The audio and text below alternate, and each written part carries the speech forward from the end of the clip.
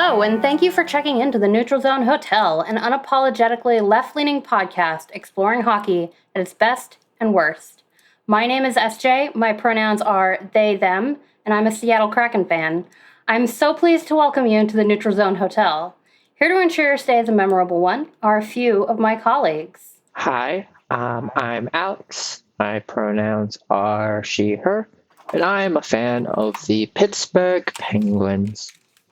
Hey folks, it's Benjamin. My pronouns are he, him. I live in Ottawa. I'm a fan of the Montreal Canadiens and of Danielle Serdachny, who is coming to the nation's capital next year. And I owe SJ an apology because I got on them about the PWHL PA and they were completely right and I was wrong. So I'm sorry, buddy. I forgive you. I think it's very big-hearted of you to admit when you are wrong. Yep. Cool. All right, I think we've got a fun lineup of topics for to discuss today. I wanted to get started with the Stanley Cup Final. We are 2 games in to an epic battle between the Florida Panthers and the Edmonton Oilers. The Florida Panthers are currently up 2-0 in the series.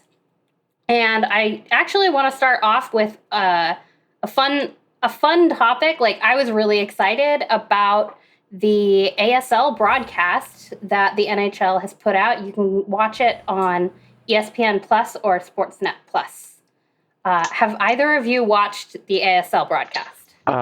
Not in whole. I've seen the clips, but the ASL, I'm going to give you a dirty little secret. I've been busy during both of the previous two actual Stanley Cup games to get anything more than highlights, so I've not had the opportunity to watch the full broadcast. So from the clips that you've seen, what stood out to you? I think it's a very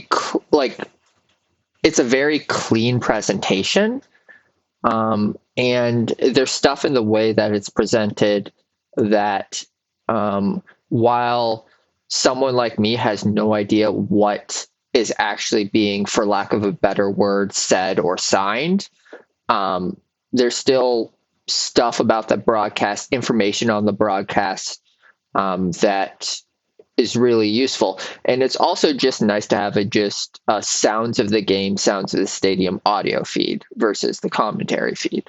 I totally agree. I loved just having the ice and crowd noise. I don't know ASL. I was chatting on social media with somebody who does know ASL and was watching the feed, and they said the signs, like the commentary itself, was pretty on point. They were calling the game like you would expect, and they were also doing kind of doing some rules explanations, the kind of thing that you would expect to see for a newer audience. So they were tilting it a little bit more towards newer fans, which that kind of makes a little sense. But that it was a pretty on-point broadcast as far as the commentary itself went. Also, and I think, like, aside from just, like, that sounds of the game background, which I really loved, I've watched alternate feeds before. I often watch the Spanish language feed that ESPN does. It is just the regular English language visuals with a Spanish language audio commentary track laid over it. And this was nothing like that. This was like a full-on production. And like, it was incredibly well done overall, like from the, like, using the whistle emoji, like animations, and the crowd intensity gauge. So there was like a visual indicator of how excited the crowd was at any one point, which I loved. The like using just text to like indicate, hey, this was an icing, right? Like stuff that was really helpful to me personally, even though I couldn't understand any of the signing. I think that the like having the time on ice and players on ice is a really nice feature that I saw this on the TNT data broadcast as well. Although I do think I agree that they could probably shrink the pictures or like not have the pictures, because it does take up quite a bit of screen real estate. That might be a little bit unnecessary. Benjamin, what did you think of the ASL broadcast? Any thoughts? So anytime the league does something that's actually inclusive, it's a little shocking. So they deserve to be commended for taking the time to do this. It does have a little bit of a feel of a publicity stunt given when it's kicking in, but that's okay. It's okay to do a publicity stunt and see people get interested. Yeah, I love a broadcast from time to time without commentary. So it was really cool to watch some of Game 2 and get the rink noise and see the enhanced, like the time on ice and the enhanced stats. Great initiative, and I hope it's something that kind of becomes a regular thing for the NHL. And not just on NHL Network. Like, let's do it. Let's do it on ESPN. Let's do it on Sportsnet. Sportsnet already has some alternate language broadcasts in Punjabi, which is a really great way to help grow the game. And there are quite a lot of people who speak ASL. So why not cater to that audience and bring them a little bit closer to the ice? Yeah, definitely. I really love that this exists. I hope that they do it more. It's not, and that like, I would love it if they did it for like every National League broadcast game. That would be tremendous. I don't really expect them to do it for every single regular season game next year. But wouldn't that be fun, right? So we do have a fair amount of detail about how this all came together. Greg Wyshynski wrote an article, as he usually does when the NHL does something like this, detailing kind of how it came together over on ESPN.com. And it kind of goes to show you what resources they had to kind of put together to make this. Obviously, the new graphics, but also time with the commentary team to figure out how they were going to be communicating specific concepts beforehand, how like creating a specific signing jargon for a lot of terms, hockey jargon terms that you would use while broadcasting and talking about the game. And like just figuring out how you want to present it. An interesting thing is, and Benjamin talked about it, is that the origins for this did come from the NHL. It was someone in the NHL's offices that reached out to both the company that facilitated the translations, or the signing, that were facilitated translations for Bettman's press conferences, and I said translations, interpretations is the right word there, for Bettman's press conferences, and then worked together with ESPN to make this broadcast. And this is something that I kind of want to give the NHL credit for, which is that of the major North American sports leagues, they are the one most interested in pushing the envelope on these alternate broadcasts, and an alternate broadcast in a way that isn't just some guy from the internet cracking bad jokes. A former player doing an alternate stream commentary of the game, basically. The football thing. Yeah, they've gone and they've helped facilitate some really high profile and high effort alternate broadcasts. Because of the level of effort, it's not exactly something that you can do every game. And like you said, I don't think it's something that the resources exist for them to do an alternate broadcast of every NHL game. I think like you if they like the ratings from it, if they like the feedback they get from it, I really do suspect if they've got the infrastructure set up, that it will be something we see, certainly for event games and like the premier game of the week, like the Hockey Night in Canada game or something like that. You might see that alternate broadcast happening. Yeah, that would be great.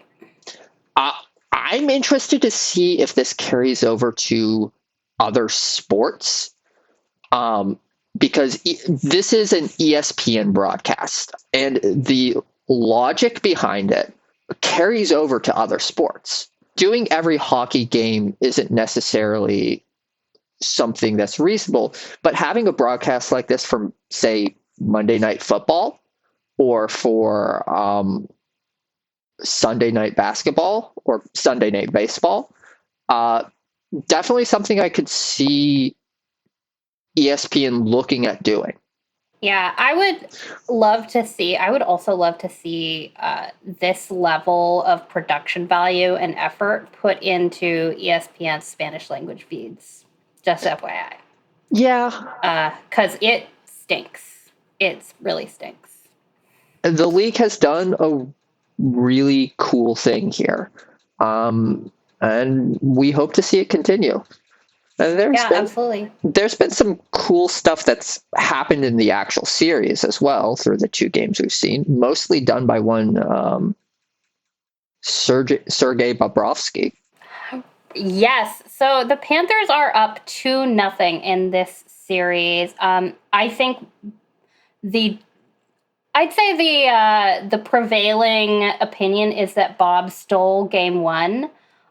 He was absolutely tremendous in the series. I don't think that Edmonton dominated that game at 5-on-5 quite as much as like the shot totals would indicate. I think shot totals are kind of they're an indicator, but they lie a lot about what's actually happening in the game. But definitely Edmonton was the better team, and Bob shut him out. So that was a 3-0 game. Yeah. Thoughts on games 1 and 2? Bobrovsky, especially in game one, looked positively Hasek-esque. He was making the weirdest saves. He was in and out of his net. He was on his back. He was embellishing every time somebody brushed him gently. He would go diving to the ice. So yeah, very, very Hasek-esque on all three counts. Yeah.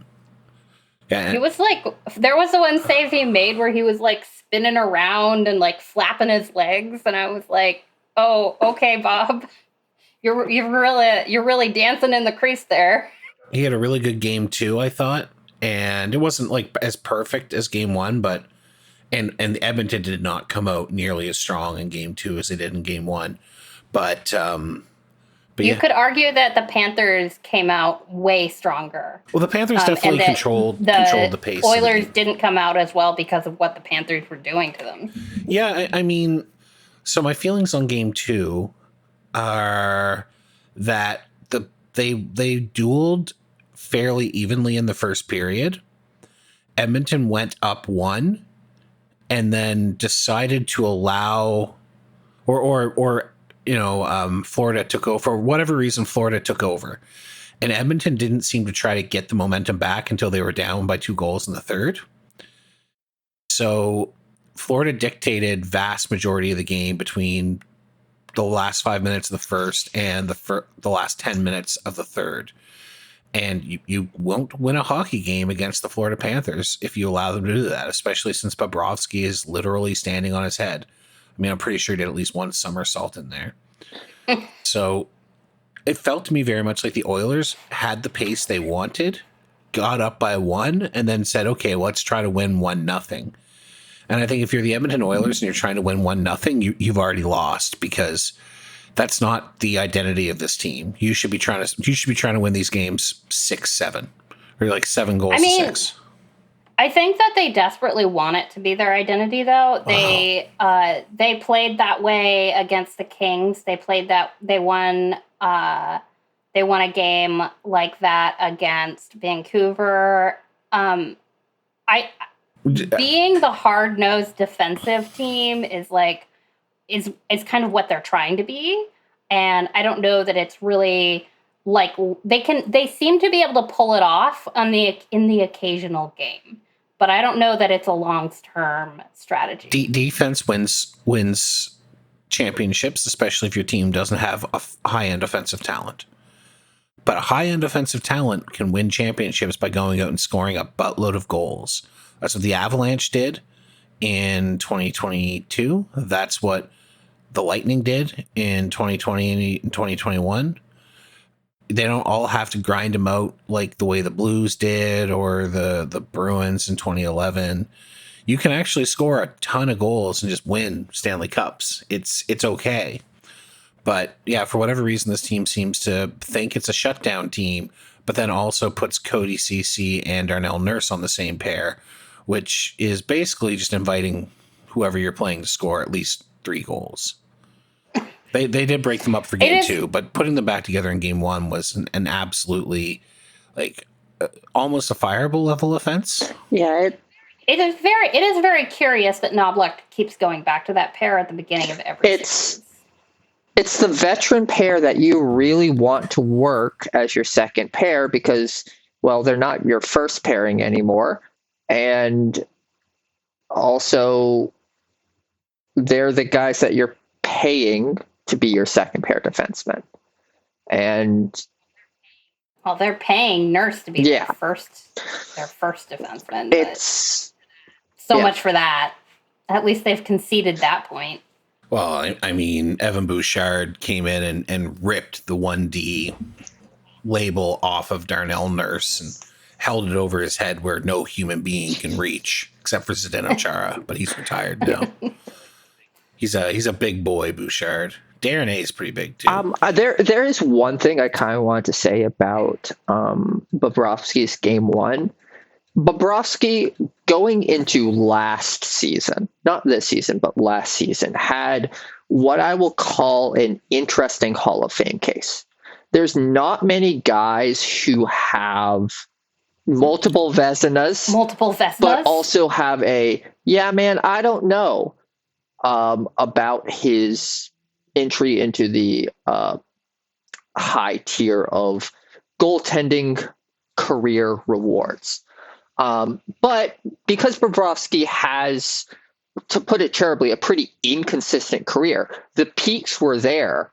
The peaks were as good as you see from a goalie, but the rest of the career wasn't. It was always kind of I don't know. And throughout his career in Florida, it's certainly been like that as well. Last year, especially with the postseason run the Panthers did, you started seeing more and more people acknowledge that, if he's reaching those peaks again, it might be a career. This season, with putting forward arguably the second best season of any goalie in the league, and putting in that game for game 1, I think even if the Oilers come back, I think that's going to be locking in, he's probably a Hall of Fame guy for Bobrovsky. I think that game is that moment for him. I feel like a lot of people feel like Bobrovsky's been up and down and left and right. He's only had 3 seasons below league average in terms of save percentage. He's had seasons where he doesn't win a lot, but he also played for Columbus Blue Jackets and the Florida Panthers. Granted, a lot of his Panthers career is the Panthers high as a franchise, but some of it isn't. But the first 2 years were the pre-Gill Zito years when the Panthers stunk. And Gill Zito worked his butt off to bring in incredible talent and build a hell of a team. The Panthers are almost a perfect team in terms of construction. And Bobrovsky's been doing his part, 915 this year. He's only 4 wins away from 400 on the career, which is, again, pretty good considering the massive handicap of playing in Columbus for 9 years or whatever it was, 8 years or something. So I think that 2 Vezinas, 400 wins alone should get him into the Hall of Fame conversation. You add a cup in there, and like, I think he's on course to getting a Conn Smythe, simply because from an offensive perspective, nobody in Florida has stood out as much as anybody on Edmonton, and Bobrovsky has been the story of at least one game every series. Is generally a good gauge for someone who's going to get a lot of Conn Smythe love. And if Florida closes this thing out in 5 or even 6, and Bobrovsky has at least one more really great game, I think it's a done deal. And that Conn Smythe is what definitely makes him a lock. I agree. Yeah, I think if he just gets a cup, I think he's in. Maybe not first ballot. If he gets the Smythe and a cup, I'm not going to predict first ballot for any goalie, just because the league's still extremely weird, or the Hall of Fame is still extremely weird about goalies. Yeah, goalies and women. But, sorry, I just saw a bit of news that we haven't even considered talking about. What is it? No, now I want to know. They named GM of the Year. Yeah. Jim Nill? Good for him. Yeah. But I didn't even put it on the list because I didn't care. Yeah, I think that when we do postseason, I'm going to talk a lot about Jim Nill. But yeah, I don't think it's a real award. It's so. I just go talk about good GM play and something you mentioned. Gill Zito has done a really good job with this roster, and a really good job specifically of it being him, the one that built it. Because so many of the Florida Panthers players are trades. Or UFA signings. Yeah. He's done a tremendous job in UFA. I briefly looked at it because I was considering, in the wake of some of the discussion out of Edmonton media of how the team got to this point, considering taking a look at the answer to the question of exactly how much of the Edmonton Oilers were built by Holland, or how much is he responsible for them actually being there. And the answer is not really that much. But it's rare you see a roster built in the way that the Panthers have, especially with the weight that has been put on players signed recently. You obviously have the trade for Tkachuk as the big piece, and you still have like Barkov in there, but a whole lot of people brought in as UFAs, and that's neat. It's just evidence that Zito has done a good job with the Panthers. Yeah, Verhaeghe, Rodriguez. Yeah, it's those two guys. Bobrovsky, that's before Gill Zito. Gustav Forsling was a waiver pickup. Yeah, Tobias Bjornfoot as well. He's gotten some ice time. And then, smart trades. Smart trades forgot not just the big, the Bennett, Tkachuk, Reinhardt trades, but smaller trades like Luo Sterinen. I think I said that right. Pretty close. Yeah. Brandon Montour. They've done well. This team is well constructed, and it is mostly due to Gill Zito making smart trades and smart signings. And a few nice draft hits, but it's great. I don't know, great hockey team, and it's so much fun to watch. Yeah, you know what isn't smart is what Leon Draisaitl did in Game 2. Yeah, I think the first thing to note is that game was getting really chippy before Draisaitl dropped an elbow point first into Sasha Barkov's chin at high speed. While leaping. Well, he definitely elevated into it. I don't know if he leapt, but you could see him lift his body as he made the collision, and he angled the elbow point first and kind of lunged into Barkov's head. It was as egregious a head check as I've seen since Matt Cook retired. Like, somewhere Matt Cook is smiling because that's the type of shit he used to pull. But yeah, the game was getting really chippy. There had already been a player ejected. Darnell Nurse was gone for the game already because of he took a fair hit. But yeah, so Foegele got ejected for a knee on Eetu Luosterainen. Luosterainen did return to the game. He was fine. And then Darnell Nurse took a hit from Evan Rodriguez. Legal hit. It was a perfectly fine hit. Yes, it was a perfectly fine hit. But he was like clutching his hip and he kept trying to come back. He would would go down to the room. He would come back at commercial breaks and like test it out. He played like a few more shifts, but he was never really okay for the game. He played like 4 minutes total. Yeah. Yeah. So the game was already chippy. There was already players on the go, and Draisaitl approached Barkov on the boards, lifted his elbow, point first, and then, like I said, he elevated into it. He lifted the body at the point of collision. There's no reason to do that unless you're trying to hit Buddy in the head. And he got 2 minutes for roughing, which I think is because I'm pretty sure you can't give a 5-minute major in roughing. I think if you declare it a roughing, it's not reviewable by the league. Edmonton had already had a 5-minute penalty that game.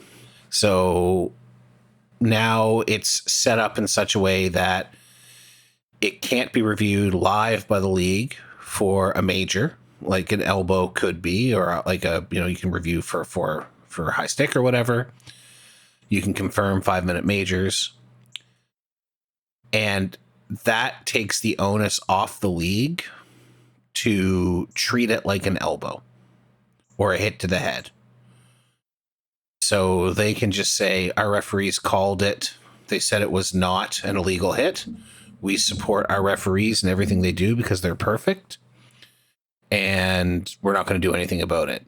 Now, obviously, that is because they do not want the narrative to be that the NHL decided the series by suspending Leon Draisaitl for a critical Game 3. Yes, it's worth noting that Alexander Barkov did have to be helped off the ice. He fell while attempting to get up. He fell down. He was clearly in a lot of distress, and he did not return to the game. He went straight into concussion protocol. It's not clear. They're waiting until tomorrow morning to evaluate him because concussion symptoms can take a while to manifest. And so they're not going to clear him to play or not until tomorrow. But the latest word from Paul Maurice is that he didn't get worse overnight, which is a good sign. Yeah.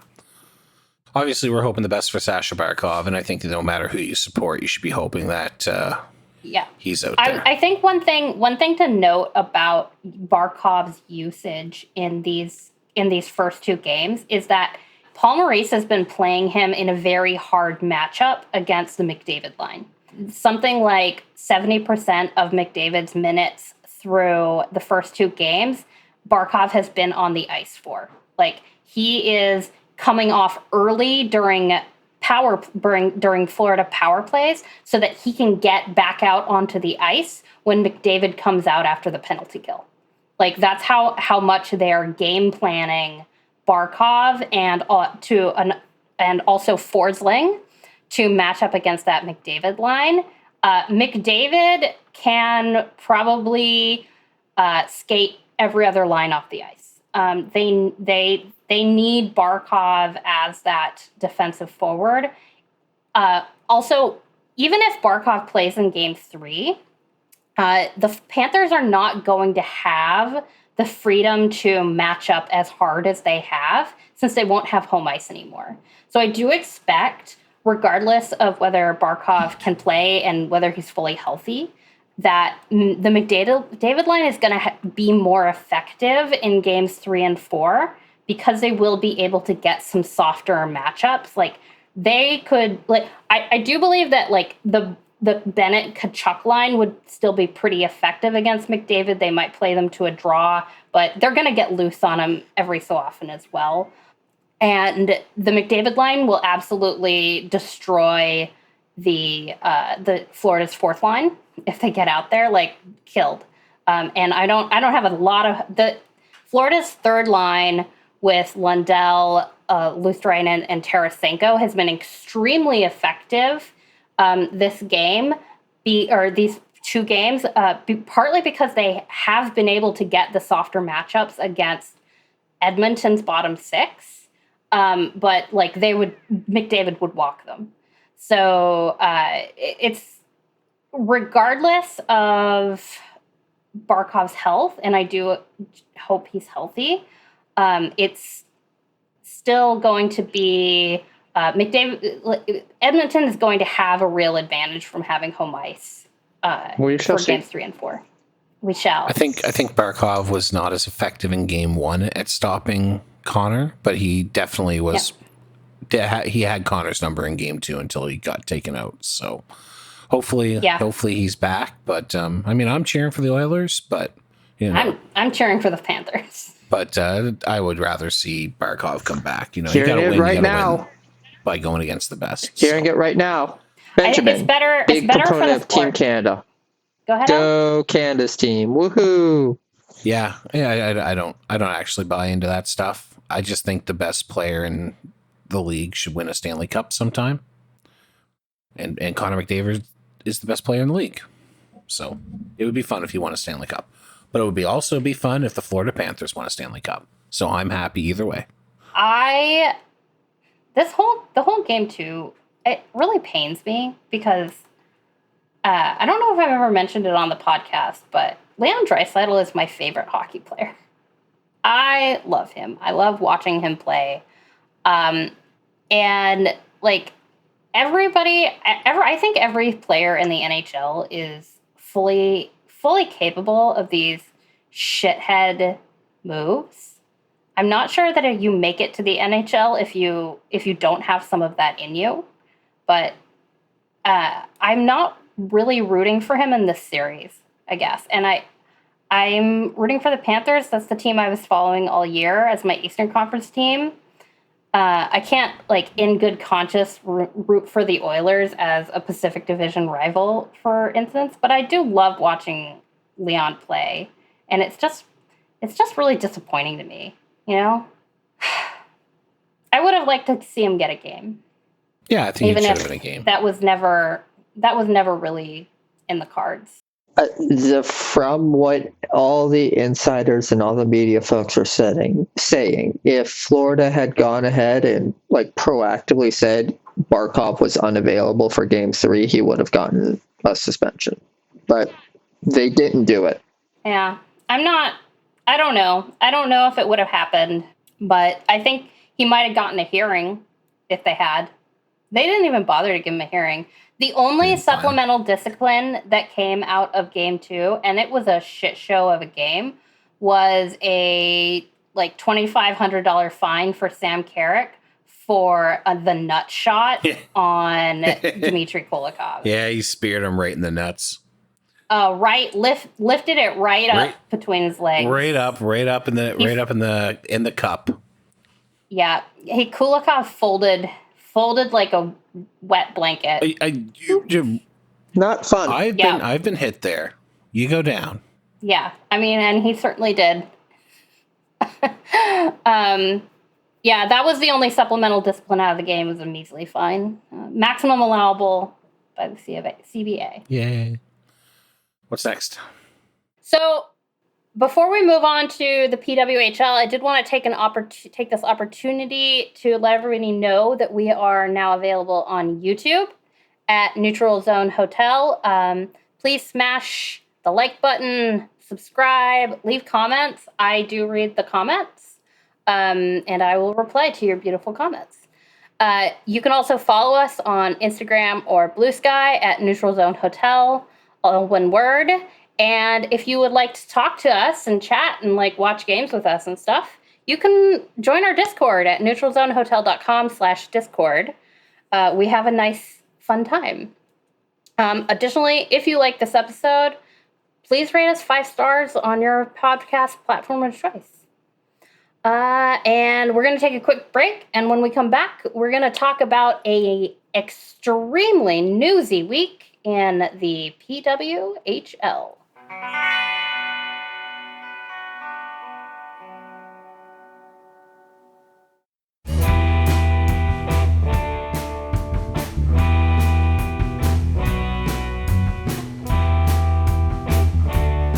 Seriously, a heel turn. It's a heel turn. And it took them 7 days to go from being the star of the league to being the enemy. And it's wild. Yeah, I feel really bad for Minnesota fans right now. I know a couple like on the PWHL fan Discord I'm on, and they're not happy. Yeah, I had one person that I chat with the PWHL about on social media said they're a Boston fan now. I was like, oh, that hurts. I'm so sorry. Yeah, it took really no time, but we should explain what happened just in case you are not. You should actually do the bring us back thing. That was just me talking, wasn't? No, that's all in. Are we all in? We're leaving all that in. All right. It was good. I think it was good. Yeah, we're just gonna keep talking. So, in case you're confused, 4 days, 9 days. How long was it? 4 days after the championship. I think it was like 9 days after the championship and 4 days before the draft. The news broke that Natalie Darwitz, GM of PWHL Minnesota, had been dismissed from her post. There was initially not a ton of explanation surrounding this. Things got out very quickly before the league, and the league didn't make an announcement for several days. So basically, we kind of got like a long form sequence of events over the following days. And apparently, things were not all hunky-dory in Minnesota this year. They were not sitting around the campfire singing Kumbaya and braiding flower wreaths and putting them in each other's hair, and that is very disappointing. But instead, things were tense, and there was a lot of fighting, and it goes all the way back to the very beginning of the season. Benjamin, would you like to tell us what happened at the very beginning of the PWHL season in Minnesota? So at the start of the season, PWHL Minnesota did not have Ken Klee as the coach. The team had selected, what's his name? Charlie Burgraff to be the head coach. And shortly before the season ended, it turned out that Charlie Burgraff wanted to, quote, spend some more time with his family, unquote. It's not actually a quote. I don't know.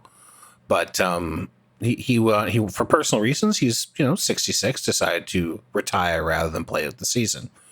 It seemed like an anomaly at the time, but it was fairly easy to imagine that someone who's 66 decides, you know what?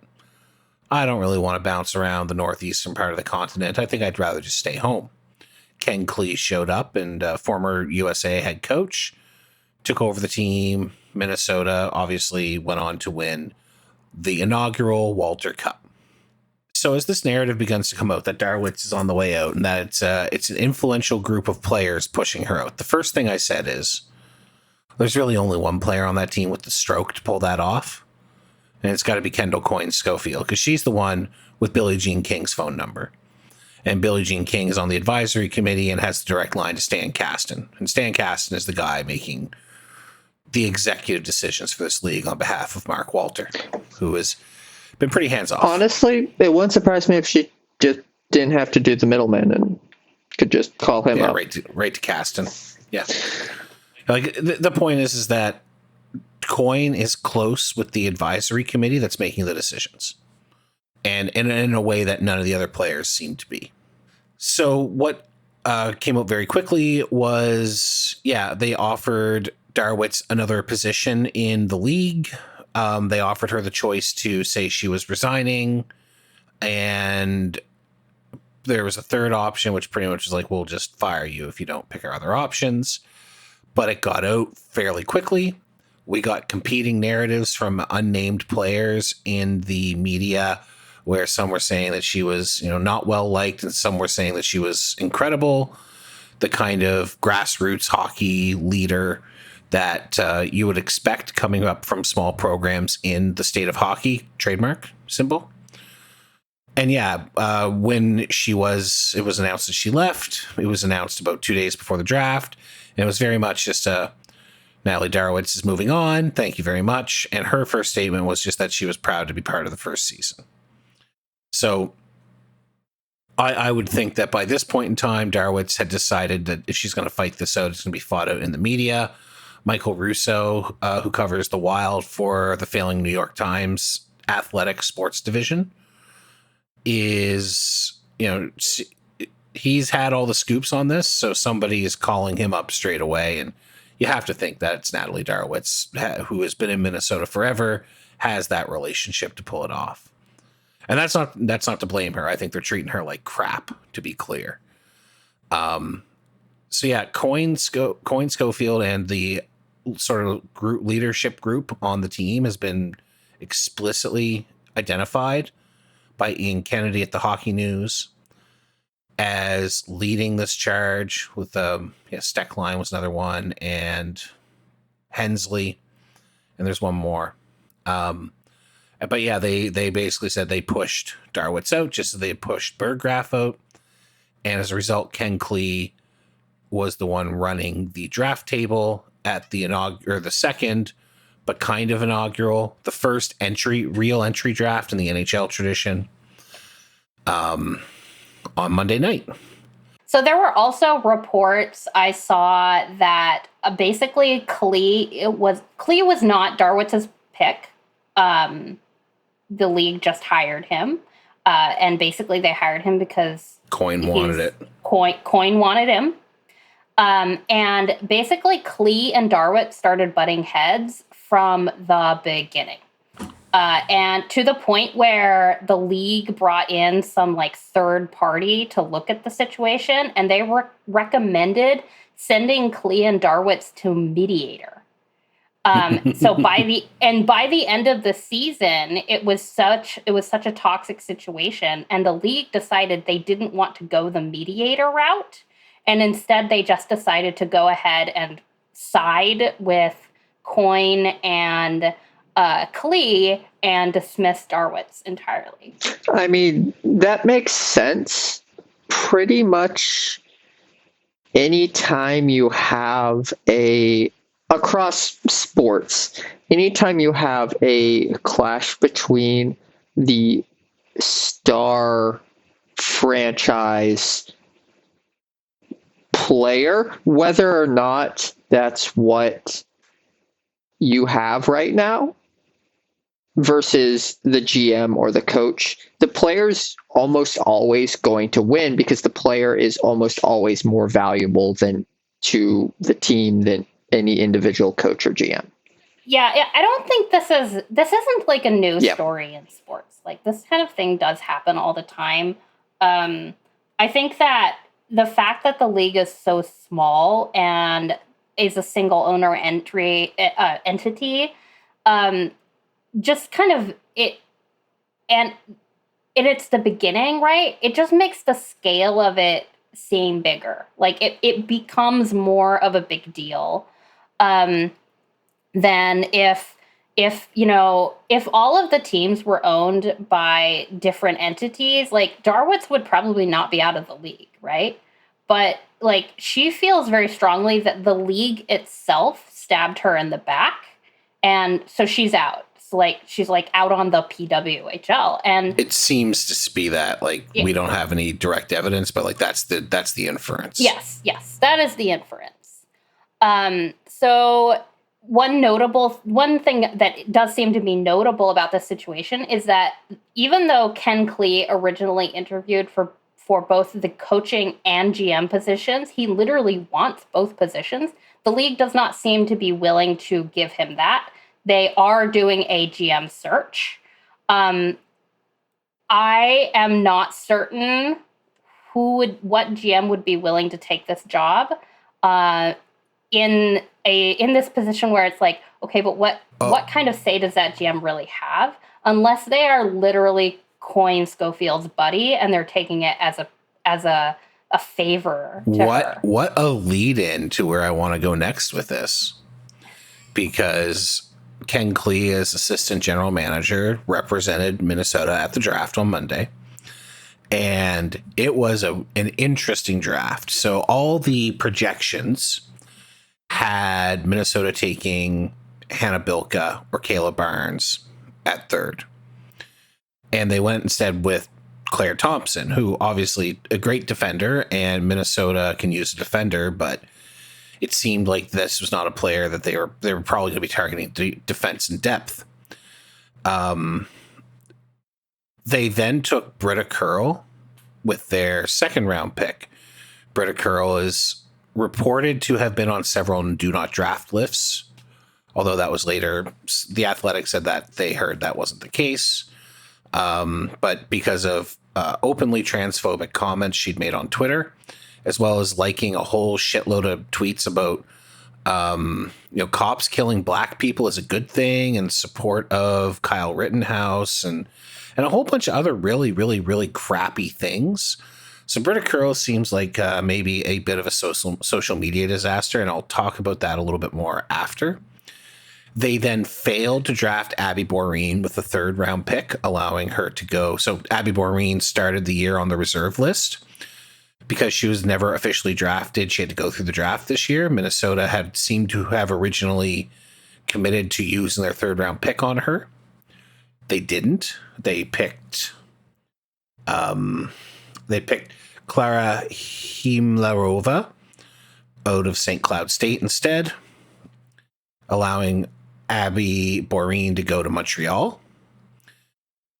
And by this point in time, two things were happening. One is that there were, like, Ian Kennedy and a couple other of the women's hockey writers were reporting that Minnesota's non-Ken Klee front office staff were feeling like their work from the year had been thrown away, and that they had done a bunch of, they were feeling very upset by the drafting that was going on.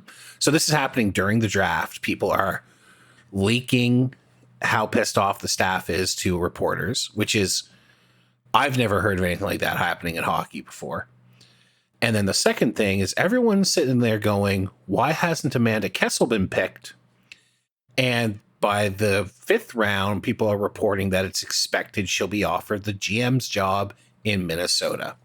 So Team USA standout Amanda Kessel may be offered, has not yet officially accepted, but may have been offered the role in Minnesota, which meant nobody picked her until Montreal snagged her with their last pick in the seventh round, which is extremely funny.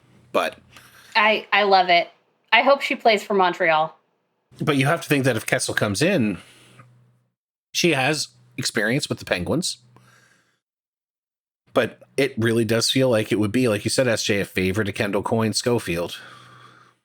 Yeah, I mean, she does have some experience in the Penguins front office. I do not know anything about that position or like what she was doing there, but she was not an AGM, right? She is not an experienced general manager. Like she didn't have the opportunity to run their draft. Like there's very little in the way of trading in this league. Just because the way that they've structured their salary caps is extremely limiting, and also the league has to approve all of these trades, and they review them for parity. They don't have to worry as much about the salary cap in season. They're only expected to be at salary cap at the start of the season. Okay. So you can outbalance a little bit, but given that most players who are being moved around are probably not making, like we're probably don't see too many foundational players move, and they're the ones who have the 80K plus contracts. I'm guessing that. My point is that there's a lot of limitations, and there are not a lot of incentives on in-season player movement, just with the way that the PWHL has formulated their policies right now. That's probably going to change this year now that moving picks is allowed, and there was a draft pick trade at the draft. But they weren't allowed to move futures. They weren't only current picks. They weren't allowed to move futures, and they weren't allowed to move players unsigned. So they weren't allowed to move like signing rights, which is bizarre to me. Yeah. I don't understand the logic in that. Yeah. So to go to the draft overall, New York was able to pick up an extra draft pick from Boston by letting Boston to trade up to the 7th overall pick, where they grabbed Czech defending standout Daniela Pejsova. Sniped her right out from under Carla McLeod. Yeah, I think Carla really wanted her, but Ottawa was able to take Rania Savaline, and so Ottawa will be okay. And I'll talk about Ottawa in a bit. New York obviously got Fillier. They got Maya Nyland Persson out of Brinas, and she's a really great defender for Team Sweden as well. Nora Toulouse out of Luleå, another great Europe, one of the top scorers in the SDHL. And then, I don't know much about their depth picks, but overall, I would say that they did very well for themselves. New York had a great draft. Minnesota had a weird draft. I mean, obviously, Claire Thompson's a great hockey player. Britta Curl's a good hockey player, just a bad person. Hila Marova, I think, is going to be really good. Ottawa picked Serdachny 2nd overall as expected. Ronja Savalainen, top defender for Team Sweden, notably in Sweden. Top defender for Team Finland, who is currently playing for Luleå in Sweden. And then picked Gwyneth Phillips, who is the top available goaltender, 3rd overall out of Northeastern, where she posted a 1.12 goals against average in 30-some games last year, which doesn't seem like a real number. Wow. Yeah. Abstrider better be shaken. Well, Abstrider has a contract offer on the table. But she's been pretending like she's gonna go to free agency, and it's but why? Yeah. They're no teams. The other teams don't need backups. Boston got Hannah Bilka, which I think is big for them.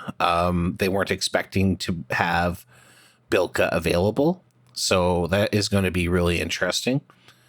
They addressed their defensive needs with Pejsova, like we talked about, and that meant they didn't pick in the 3rd round. So they only have depth picks after that. And again, if you got picked in the 4th round, I probably don't know that much about you. Montreal, like we said earlier, just a fun draft. They picked Kayla Barnes. They probably wanted Claire Thompson, but they picked Kayla Barnes, and they're pretty happy with it. Yeah, absolutely, for sure. Jennifer Gardner out of Ohio State looks like a good middle 6 forward for them. Abby Boreen, established middle 6 forward, and it's just very funny to see them pick a player who won the cup on Minnesota last year that Minnesota chose to ignore. They picked Dara Grigg, who is Ridley Grigg's sister. Before Ottawa could, they were rumored to be interested. They picked Anna Shelbin out of Luleå, and again, another top Swedish defender. And then, that last pick, they grabbed Amanda Kessel, which if Kessel chooses not to be a GM, she could be on a line with Mary-Philippe Poulin and probably Lena Ljungblom, who is another top Swedish player who Montreal just signed for 3 years, having drafted them with their last pick last year. So, I think Montreal had a great draft. And Toronto got Julia Gosling, who's a very good player, and a bunch of other people I don't know anything about. So I think Toronto probably had a fine enough draft, but the big thing there is Minnesota completing that heel turn, taking Britta Curl, and then when they asked Ken Klee about it in the news conference, this is a player who openly transphobic, has a lot of really detestable views. Who did you talk to and they specifically meant the LGBTQ plus community before you picked this person? He went, well, I talked to a lot of coaches and players. He didn't seem to understand there was an issue with the player. Yeah. Here's what he said. did I speak to anyone from the community? I mean, I talked with players, with coaches. That's tough to answer for me. I spoke with a lot of different people, Clay said. That's a Donald Trump level answer. I love the fact that the Hockey News left in all the ums. So thanks, Ian. Yeah, you're looking at the same article I am, and obviously just a lot of reaction on social media. Harrison Brown, who's a transgender man who played for the Boston Pride before medically transitioning. Very, very disappointed.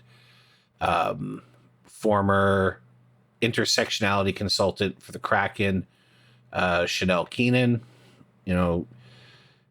You can feel like you've been kicked in the gut over questionable claims of diversity. Well, yeah, wild stuff. So I would say, and I went on a few of the Twitter posts, and there's a few blue checks in there being like, yeah, go Britta Curl. And then you look at their profile, and they've never seen a hockey game in their life. But a lot of people in Minnesota, especially the LGBTQ plus crowd that the league has been openly courting from day one, real pissed off about this. Yep. And I think it was kind of inevitable. She's too good of a player to not be picked by somebody or to not be signed. But even if she had fallen to the 6th or 7th round, it would have been some kind of statement being like, okay, we'll take you, but you're not going to get the attention you deserve. But no, Minnesota just went, oh, we'll take the transfer. We're cool with that. Yep. I don't know. I don't think she belongs in the league, and I don't think that she belongs on Team USA. And that's my statement on the matter. Yeah, so SJ and I have been looking into doing some research on transphobia in sport, and it's going to be an interesting conversation. We couldn't have it ready for this week, but you know what's out there, but what you don't think of, and it goes back a long time. Yeah, I think it's a deep dive. Yeah, and we need a little time to do the research. Yeah, I'll probably end up writing a full deep dive script around it. Sorry, Alex. Not since we're punting on this. I do think it's really, really hard if you are in the business of building a winning team to look at a player who will meaningfully contribute to that and say no for reasons that are not on the ice reasons.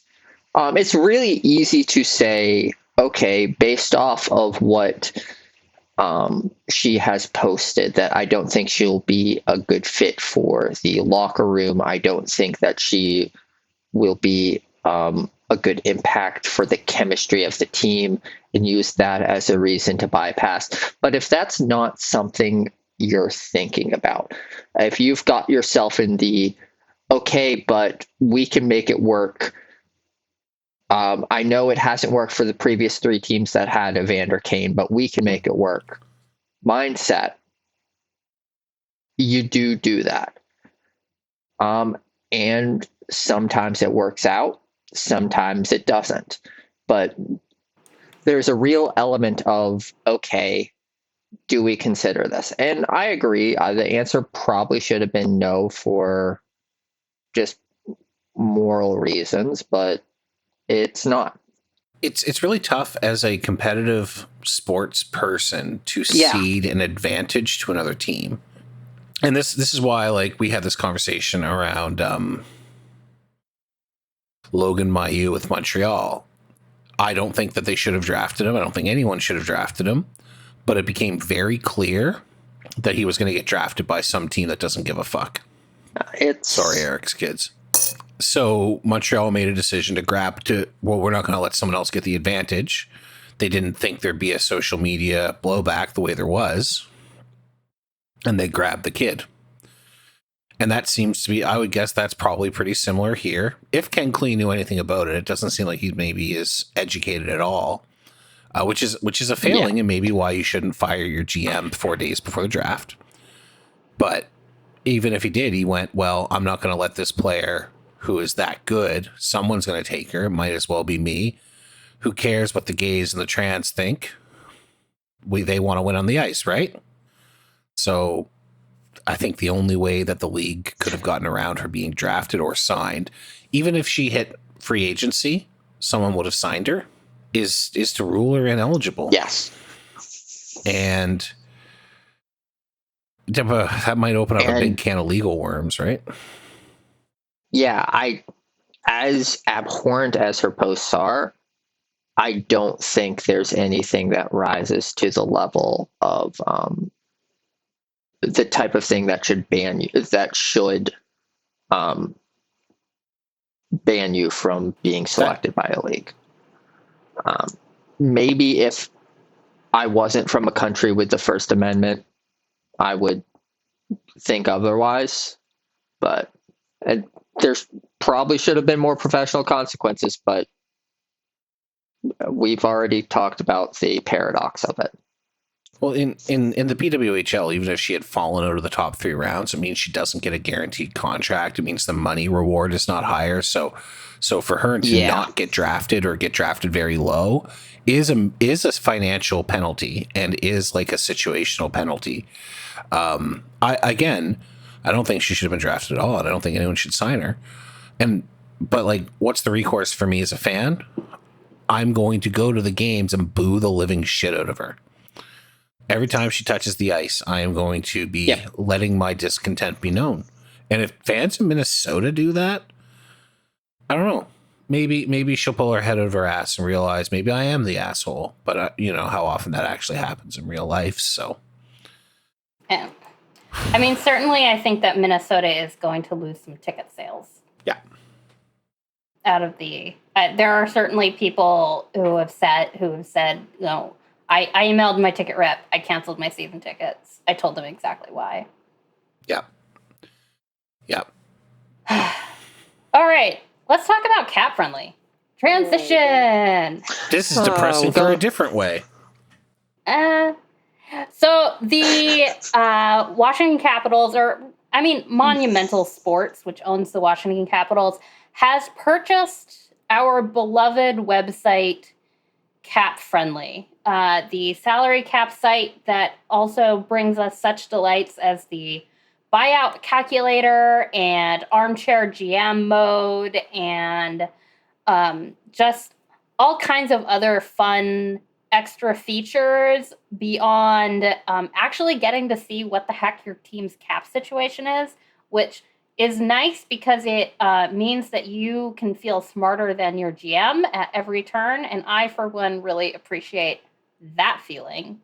What do you folks think of this? It sucks. CapFriendly has made itself indispensable to the hockey landscape as both a kind of reference point and also as you've mentioned, the various tools it has allow you to do a whole lot of fun fan casting about what is a good option for your team to do in your future. And losing those tools more than anything else is what's going to suck about CapFriendly going dark. The actual information of the website, like the database of salaries, there's at least 2 other major sources in which you can find that information, both Puckpedia, which has it from whereas CapFriendly is the very team or like general manager oriented view, front office oriented view.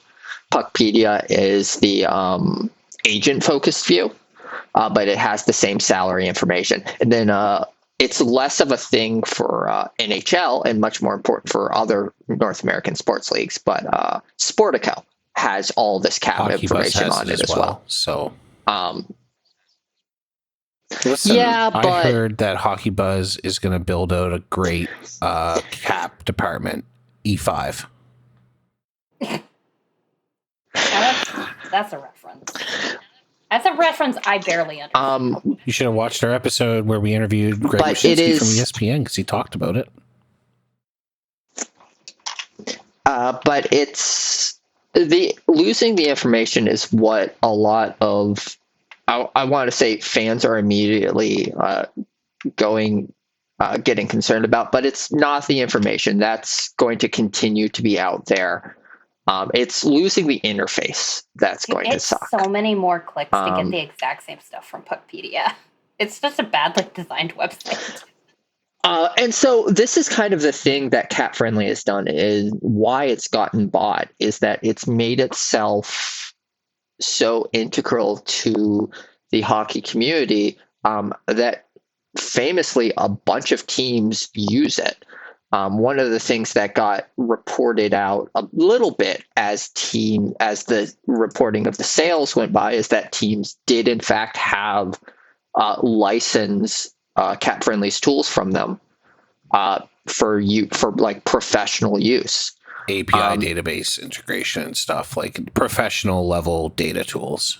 And which is I can definitely see how they got to that point, because like even if the information that CapFriendly has is something that all the teams have access to through the central registry, by all accounts, it's a pain in the ass to access that information from the central registry versus CapFriendly or a similar website. Which is, there's been a whole lot of, I don't want to call it catastrophizing, but there's been a whole lot. I mean, I would call it catastrophizing. There's been a whole lot of like sadness about what this means. And like, Elliot reported on some comments Bettman made the other day that set off another round of catastrophizing, because the comments were essentially do not expect the NHL front office to put forward a CapFriendly like tool, because it becomes incredibly awkward for a whole bunch of reasons if it's a first party tool as opposed to a third party tool. But there's the long-term element of teams have been, and the league as a whole have been hesitant to share or publicize this information. By this information, I mean salary information, contract terms, contract lengths, AAV, et cetera, et cetera. And it's been a kind of protracted long fight to get the teams more willing to share that information with in their initial releases, and also just with the public at large, even if it was privately leaking almost immediately. Yeah, CapFriendly had a lot of great sourcing. I think one of the massive things they did was they were such a trusted source of truth. Like if CapFriendly put out that this is what was going to happen, and like, you know, this was going to be the cap hit with this salary, and like these were the contract terms, like people trusted that. You could take that to the bank. And I don't think that there is another tool, like I don't think the other tools like that kind of have that reputation for trustworthiness. And like most of the hockey writers, for them, CapFriendly is so valuable to just doing their jobs. Like they could source things to CapFriendly and know that they weren't talking out their asses and it was going to be right. And that's just a real value. But also that I think that reputation for trustworthiness and being reliable, and like the clean interface that CapFriendly had, and like their accuracy, those are all things that made them valuable to Monumental and the Washington Capitals to purchase. Like There are a lot of teams in the NHL who have their own internal tools, and like Seattle does, like the Penguins have it, like the Islanders, like they have these things in house. They don't need CapFriendly, but the Washington Capitals needed it, and what they looked at it and they said, like, we could hire someone to build this, and it would take a long time. Or we could just go to these people and spend the exact same money and purchase the whole thing. And they get a payday and we get what we want. And that's what they went with. So the site will go dark after the draft and free agency, a few days after free agency opens. So we will still have CapFriendly for those very traumatizing and trying days in our lives. And then it will go away, and we will have to calculate our own buyouts. For now. So until Puckpedia builds it in or something. Yeah, so like let's be clear. This is a capitalism thing. Washington's going to buy this site. They're going to lay off 2/3 of the people who work there, and they're going to go. I think there are literally 3 people. Just FYI. Yeah, 2/3 of them, and they're going to go to Puckpedia or wherever and build something similar. We went through this when the guy who ran Cap Geek died. We went through this when Vegas hired the guy who ran Armchair GM, whatever the frig it was called. General Manager. General Manager, that's the one. It'll be fine. Probably by the start of next season, we'll have something on the way that at least gets the same basic data. I can't imagine the buyout calculator is that complex to build, for example. I don't know. It might not all. It sucks. It but might not all be in one place. Like the buyout calculator is something that I could see like Sportico spinning up really easily. Same with, in fact, they already have it. One of the useful things that CapFriendly does is it's the FAQs on the actual CBA and the actual salary cap are really good. And that's one of the things I like to use CapFriendly for as a reference for that. And those are stuff that it wouldn't surprise me if Sportico had similar resources already, since they're the sports finance people. But what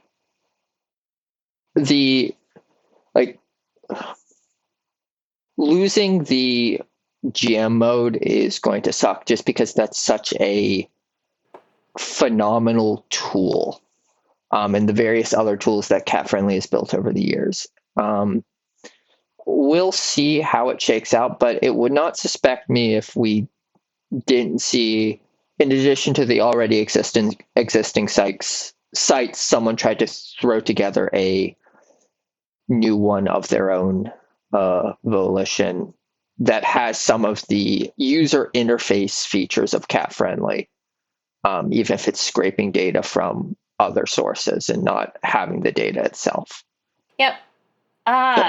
We'll see how it goes. I do have a couple of things. We've kind of talked about it a bit, but CapFriendly, because it had the deals with the NHL teams, CapFriendly has really built itself into the infrastructure of the NHL front office in a way that I don't think any other public resource has in the past. So it's interesting to see how that transition is going to happen. And the other thing is, I kind of suspect that this move was almost as much about the people running CapFriendly not wanting to run CapFriendly as a public-facing website, as it was the Washington Capitals being interested in buying the resources.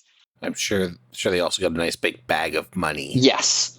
But CapFriendly has spent the last 2 or so years trying new stuff, experimenting. They started a partnership with Frank Cervelli's outfit. They had the scouting reports they added. They started up a NBA version of CapFriendly that, once again, it's information you can get elsewhere, but the user interface of CapFriendly is a lot easier to navigate. And once again, starting up an NBA thing, something that will be attractive for Monumental Sports. also owners of the Washington Wizards. But yeah, sad day for a hockey fan, but the cycle of hockey websites continues on. Yep, absolutely. I want to end on a good note because this has been depressing. Oh, okay. Are you familiar with the Stanley Pup? Yes. No. So the NHL is running this little side contest with a bunch of rescue dogs, and they're all named after players on the 16 teams that made the Stanley Cup playoffs. Aww. So I want to read you the names just so that you can react. For the Bruins, it's David Pupsternak. Okay, cute. For the Hurricanes, it's Brady Sharp. Sharp? I don't like that one. Yeah, probably could have gone with Okay. a different player as well. But Yeah. For the Florida Panthers, can you guess who it is? Is it Alexander Barkov? No, it's Sergei Bobrovsky. Barkov was right there, but You didn't even okay. have to change it. Just bark dash off. For the Islanders, it's Anders Leash. Oh. Okay, for the Rangers, take a guess. Is it Panarin based? Nope. Think defense. Defense. Fox. Adam Foxhound. Adam Foxhound. Adam. Okay. Nikita Kucherov. Austin Matthews. Alex Ovechkin. Okay. All right. Can you guess who Nashville's is? Who was even on that team? Saros, O'Reilly, Forsberg. I'm out of ideas. It's Roman Yorkie. Roman Yorkie! I love it. Quinn Hughes for the Canucks. Mark Bone for the Knights. Connor Yellerpuck for the Jetties. It's going to really suck when the few years' time the Jets have to go and take him out behind the hill and, you know. No, Ma, he's my goaltender. I'll do it. SJ gets the reference now. Do you know who what the Canes they should have done for the Canes? Sebastian Howell. Oh, that's good. You should be in charge of this next year. So it's Nathan Call me. Nathan McKibble for the Avalanche. Joe Pavelski. Pretty good. Aww. Connor McDoodle. And Anze Kopitarf. I think that one's a little stretch, but okay. I like Kopitarf. I think my favorite is Roman Yorkie. I really like that one. I don't know why I blanked on Roman Josi being on that team. He's literally the captain, and I had him on my fantasy team this year. Most important player on that team with a bullet. Yep. SJ, who the fuck's Roman Yorsi? Mispronouncing it in their head. Roman Yorsi. It's been too long since I saw them play. They're gone now until next year. Well, I just wanted to make people laugh before we signed off. So the dogs are cute. Check it out. Absolutely. What a great note to end on. Good call. And with that, you have been listening to the Neutral Zone Hotel. Neutral Zone Hotel is written, hosted, and produced by the Neutral Zone Hotel crew. That's us. Find out more at neutralzonehotel.com. Thank you to Emily Mowbray for designing our fabulous logo. You can follow us on Instagram or Bluesky at Neutral Zone Hotel, all one word. You can join our Discord at neutralzonehotel.com/Discord. And if you like this episode, please rate us 5 stars on your podcast platform of choice. Thank you so much for listening.